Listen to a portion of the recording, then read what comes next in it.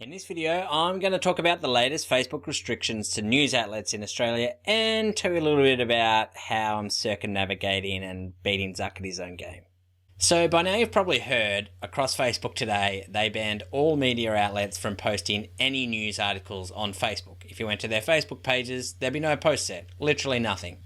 Unfortunately though, quite a few different pages have been swept up in his blanket ban and they've had their pages banned as well. And while they're trying to get their pages back, there might be a bit of a delay until they can post their own content on Facebook. Now, if you aren't sure of the exact details of how this impacts people, basically any of those outlets won't be able to post those articles on Facebook, nor will any users in Australia be able to post links to those news outlets.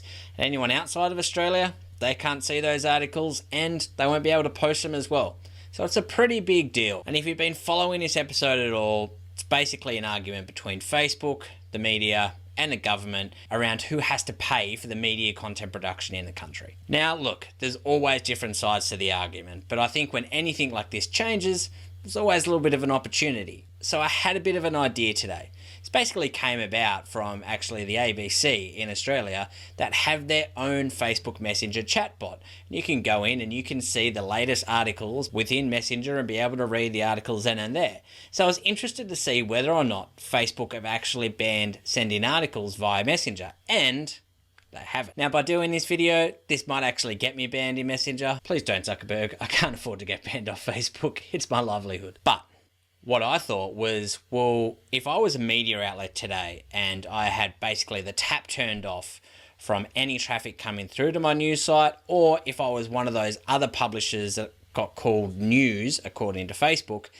and between now and potentially when I may or may not get my page back, I thought, what sort of solution would I come up with? So I thought, why not just beat Facebook at their own game?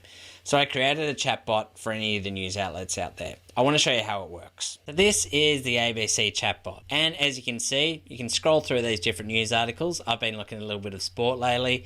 You can even search some more items as well. And as you're searching, it'll give you an up-to-date list of all the different articles that are currently there as well. It's pretty intuitive. And it's a pretty cool implementation to be able to at least go straight to Messenger, get the latest updates, and also they deliver you daily updates at the start and end of every day as well. So then I thought, well, how could I replicate that pretty much for all news outlets and media outlets currently in Australia? Let's just test it and see how far you can go.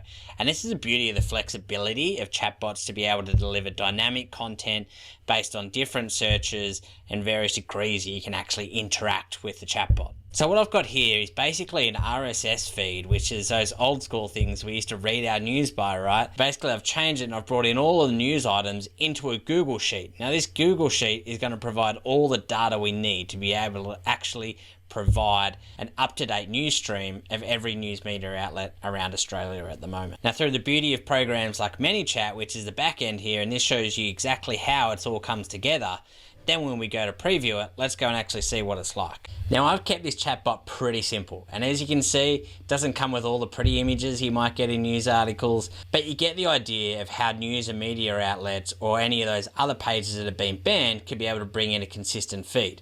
So that simply by interacting with the buttons and by pressing it, it then pulls in the latest up-to-date news stories and puts them in a nice little carousel format that you can scroll through. And once you get to the end, you can even hit some more and you can keep on going until you get to the end of the feed for today.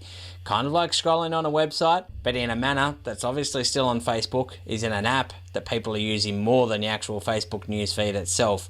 In fact, in 2020 was the first year where more people used mobile messaging apps or social media messaging apps than they did the actual main social media network app itself. So they spent more time in Messenger than they did on the actual Facebook news feed. It's one of the first years it's ever happened, and it's going to continue like that. Now, as you go through, you can read the different articles, and funnily enough, providing the actual paywall's not there, you can actually still read the article within a Facebook property. So, sorry Zuck, but you haven't completely locked us out. We're still there. So what does this mean for businesses going forward?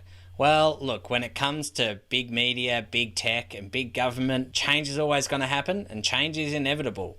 And to be honest, Facebook took this first shot across the bow because realistically, news doesn't make up a huge part of their business. In fact, less than 4% of posts on your Facebook newsfeed are actually news posts, for most users, that is. So for them, when you poke the bear, and for them to take a step like this, Clearly it's not a small one, but it's something that's not going to have as much of an impact on the business as people probably think it will be. And now sitting behind all of this is the timing of this decision.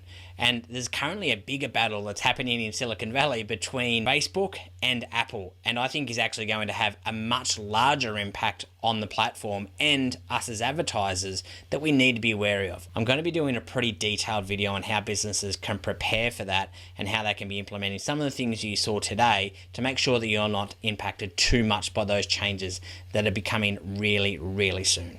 But from small to medium business perspective, this, I think, is actually a positive, because with less competition, less news outlets posting more media outlets, it provides more real estate, more space for us to put our posts, more impressions and cheaper impressions that we can get via Facebook advertising, which means that there's more real estate that's opening up for small to medium businesses to, again, take that opportunity. And whether you've been caught up in this blanket ban across media outlets or whether you're just a general business, implementing something like this in a messenger space, being able to either deliver updates on news articles, blog posts, product updates, service, FAQs, whatever it is, becomes really intuitive and in a space where you're building a subscriber list that you own. And most importantly, if you do happen to get banned or change, which is inevitable, is going to happen, it's likely that it's not going to impact the messenger space. Facebook is seeing the future of their platform as private, and messenger is where more people are going to be spending more time.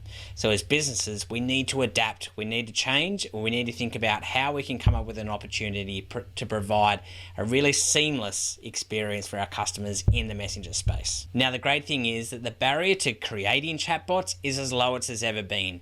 ManyChat is a platform that I showed you before, is one of the most simplest platforms to be able to start this process. Now, you don't need to be creating a bot as sophisticated as I showed you today, but you can be starting by just setting expectations, just being able to greet your customers in that space and at least assure them that their question's going to be answered, or you can even preempt it and direct them in the right direction without them even having to ask a question in the first place. It saves you time, it saves you money, and it increases the opportunity that those people are going to convert down the track. So it's really early days in this whole Facebook debacle, and I hope that you haven't been swept up in it too much. I also hope that today you got some tips out of some potential options that you can pursue down the track, and I'd love to hear your thoughts. If you've got thoughts around the ban, around things like the messenger space, or questions around chatbots, leave them in the comments below. I'll be interacting back and forth. I'll also put all the links to the resources that I mentioned, including the announcement from Facebook, in the comments as well. Thanks so much for tuning in. Bye for now.